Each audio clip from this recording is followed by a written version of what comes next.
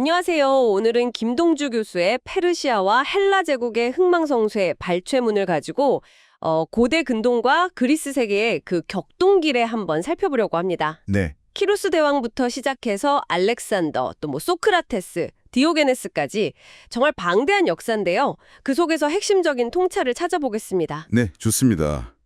이게 단순히 사건만 쭉 나열하는 것보다는 각 시대나 인물들이 남긴 어떤 독특한 유산이 있잖아요. 네네. 예를 들면 제국을 어떻게 운영했는지, 그 방식의 혁신이라든지, 아니면 철학적으로 어떤 전환점이 있었는지, 이런 것들이 오늘날 우리에게 어떤 의미가 있을까? 여기에 좀 집중해보면 좋을 것 같습니다. 아, 좋네요. 그 청취자분들께서도 가장 궁금해하실 만한 지점들을 좀 파고들어보죠. 네, 그렇죠. 좋습니다. 그럼 먼저 페르시아 제국 이야기부터 시작해볼까요? 네. 특히 그 키루스 대왕, 이 관용 정책이라는 게 참 눈에 띄더라고요. 아, 맞아요. 키루스. 이전 제국들하고는 이게 확연히 다른 접근인데 이게 단순히 그냥 자비심 이런 것 이상이었을까요? 그렇죠. 그 키루스의 관용이라는 게 사실은 정복지의 반발을 줄이고 제국의 안정을 꾀하려는 어떻게 보면 굉장히 고도화된 정치 전략이었어요. 아, 전략이었군요. 네. 막 힘으로 누르기보다는 각 민족의 문화나 종교를 존중해주면서 그 광대한 영토를 좀 더 효율적으로 다스리려고 했던 거죠. 그 대표적인 예가 바로 바빌론 유수 중이던 유대인들 있잖아요. 네, 유대인들. 그들의 귀환을 허락하고 또 성전 재건까지 지원해준 거. 이게 아주 대표적이죠.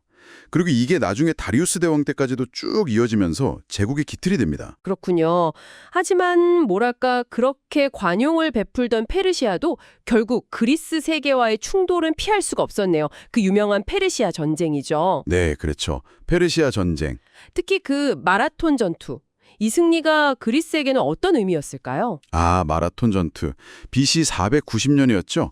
이게 정말 상징적인 사건인데 수적으로는 분명히 열세였거든요, 아테네가. 네, 그렇죠. 영화에서도 보면 엄청난 대군이 맞아요. 그런데도 페르시아 대군을 격파했다는 거.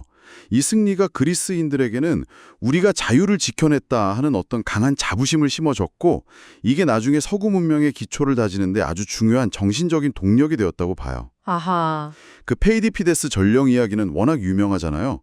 그 극적인 승리의 상징처럼 남은 거죠. 네, 그 일화 때문에 오늘날 마라톤 경기가 생긴 거고요. 맞습니다. 근데 다리우스의 아들 그 크세르크세스 왕 때는 2차 침공이 있었죠. 이때가 이제 영화로도 유명한 300의 배교, 테르모필레 전투. 아, 테르모필레. 네네, 스파르타 300 용사. 네, 그 항전이나 또 살라미스 해전 같은 아주 극적인 순간들이 이어지는데 결국 페르시아가 패배하고 말잖아요. 이 전쟁의 가장 큰 결과, 뭐라고 봐야 할까요?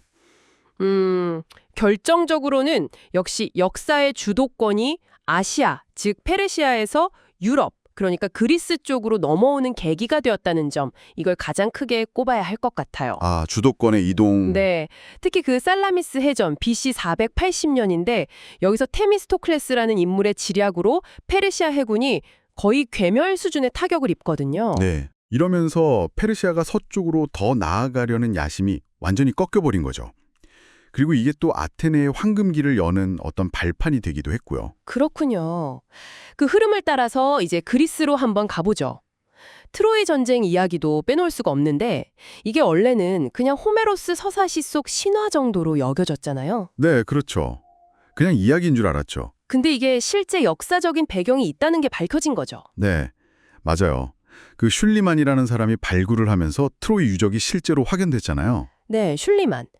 그러면서 이게 단순히 그냥 지어낸 이야기가 아니라 그 다르다네스 해협의 어떤 통제권, 패권을 둘러싼 미케네 문명하고 트로이 간의 실제 갈등이 배경이었을 수 있겠구나.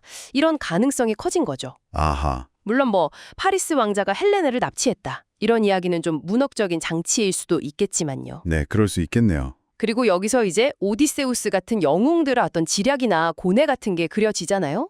근데 재밌는 게 그 오디세우스가 아들 텔레마코스를 친구한테 맡기는데 그 친구 이름이 멘토였어요. 아, 멘토. 우리가 아는 그 멘토. 네, 바로 그 멘토입니다. 그 이름이 오늘날 조언자, 지도자를 뜻하게 된 거, 이게 참 흥미로운 언어적인 유산이죠. 트로이 목마 작전도 오디세우스 아이디어였고요. 와, 정말 흥미롭네요. 그런데 페르시아 전쟁 승리 이후에 아테네가 파르테논 신전 같은 위대한 건축물도 남기고 황금기를 맞았지만 결국 그리스 도시 국가들은 또 분열하고 말잖아요. 네, 그게 참 안타까운 지점이죠. 아테네랑 스파르타랑 결국. 네. 근데 바로 이 시기에 인류 지성사의 점을 큰 획을 그은 철학자들이 등장합니다. 맞습니다. 바로 소크라테스, 플라톤, 아리스토텔레스죠. 소크라테스는 너 자신을 알라 이걸로 유명한데 끊임없이 질문을 던지는 변증법 그리고 눈에 보이지 않는 어떤 덕의 중요성 이런 걸 강조했죠. 네. 그의 제자 플라톤은 한 걸음 더 나아가서 현실 너머의 이상적인 세계, 이데아라는 개념을 제시하면서 서양 철학에 정말 큰 줄기를 형성했고요. 그 라파엘로 그림 아테네 학당 보면 딱 나오잖아요. 아, 네. 하늘 가리키는 플라톤이랑 땅 가리키는 아리스토텔레스. 네, 맞아요. 그 모습이 딱 그 두 철학자의 사상적 지향점을 보여주는 거죠. 플라톤은 이상적인 하늘, 아리스토텔레스는 현실적인 땅. 플라톤이 이상을 추구했다면 그 제자인 아리스토텔레스는 말씀하신 대로 현실 세계의 관찰과 경험을 중시하면서 논리학, 윤리학 등등 학문의 체계를 세웠군요. 네, 그렇죠. 아주 체계적이었죠. 이런 철학적인 토대가 마련되고 있을 때 이번에는 검으로 세계를 뒤흔든 인물이 등장합니다. 바로 알렉산더 대왕. 아, 알렉산더. 네. 마케도니아의 젊은 왕이죠. 아버지 필리포스 2세가 닦아놓은 기반 위에서 동방원정에 나서서 결국 페르시아 제국을 무너뜨립니다. 정말 대단한 정복 활동이었죠. 네. 그런데 알렉산더의 정복은 단순히 그냥 파괴만 한 게 아니었어요. 정복한 곳곳에 자기 이름을 딴 알렉산드리아라는 도시들을 건설했거든요. 아, 맞아요. 이집트의 알렉산드리아가 제일 유명하죠. 네. 그러면서 그리스 문화랑 그 동방의 오리엔트 문화를 융합시킨 새로운 문화, 바로 헬레니즘 시대를 열었다는 데 더 큰 의미가 있습니다. 이 헬레니즘 문화는 이후 로마 시대를 거쳐서 지금까지도 서구 문명에 아주 깊은 영향을 미치고 있죠. 그렇군요. 헬레니즘. 그런데 이 알렉산더 시대에 정반대의 삶을 산 철학자 이야기도 아주 인상 깊었어요. 디오게네스. 아, 디오게네스, 개 같은 철학자죠. 네. 그 개처럼 산다는 의미의 견유주의, 영어로는 시니즘이라고 하죠. 이걸 실천했는데 구체적으로 어떤 삶이었나요? 디오게네스는 그 당대의 모든 사회적인 관습이나 위선, 또 물질적인 소유 같은 걸 그냥 다 조롱하고 거부했어요. 정말 극단적이네요. 네, 통 속에서 살고 정말 최소한의 것으로 만족했고요. 플라톤이 인간은 털없는 두발짐승이라고 정의하니까 닭털 뽑아서 던지면서 여기 당신의 인간이 있어! 이랬다는 일화도 있잖아요. 아, 그거 진짜 통쾌하네요. 네, 그리고 알렉산더 대왕이 직접 찾아와서 소원을 물었을 때도 햇빛 가리니까 좀 비켜달라고 정말 당당했죠. 와, 대단합니다. 이게 뭐냐면 기존의 모든 가치에 대한 아주 근본적인 도전이었고 내면적 자유를 극단적으로 추구한 거라고 볼 수 있어요. 알렉산더조차 내가 알렉산더가 아니었다면 디오게네스가 되고 싶다고 말했잖아요. 그 정도였군요.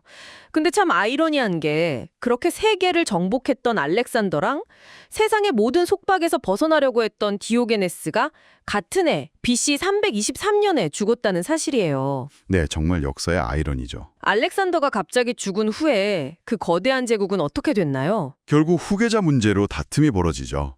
그래서 제국은 그의 부하 장군들, 디아도키라고 불리는 사람들에 의해서 분열됩니다. 아, 디아도키 시대. 네, 대표적으로 이집트에는 프톨레마이오스 왕조, 그리고 시리아 중심으로는 셀레우코스 왕조 이런 식으로 나뉘어서 서로 막 경쟁하게 되죠.